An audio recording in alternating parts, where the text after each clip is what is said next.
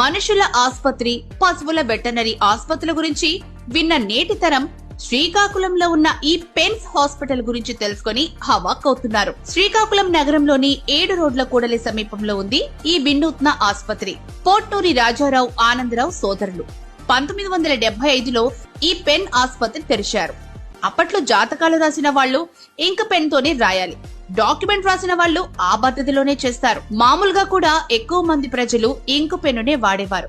అందుకు తగ్గట్టుగానే ఈ పెన్ ఆస్పత్రికి వచ్చే ఓపిక కూడా బాగానే ఉండేది. ఇంకు, జెల్, బాల్ పాయింట్ పెన్లకు ఇక్కడ మరమ్మతులు చేస్తారు. అయితే అప్పుడు ఇప్పుడు ఎప్పుడు ఇక్కడ పెన్ సర్వీస్ మాత్రం పూర్తిగానే ఉచితం. గొప్ప గొప్ప వాళ్ళు అందించే బహుమతులలో పెన్నులకు మొదటి ప్రాధాన్యత ఉంటుంది. అలాంటి వారి పెన్ జ్ఞాపకాలు శ్రీకాకుళం పెన్ హాస్పిటల్ కొచ్చి బతికించుకుంటూ ఉంటారు. పెన్నులకు ఆస్పత్రి అన్న పదం వింతగా ఉన్నప్పటికీ సుమారు 5 దశాబ్దాలుగా చెరగని ముద్ర వేసుకుంది ఈ శ్రీకాకుళం పెన్ హాస్పిటల్.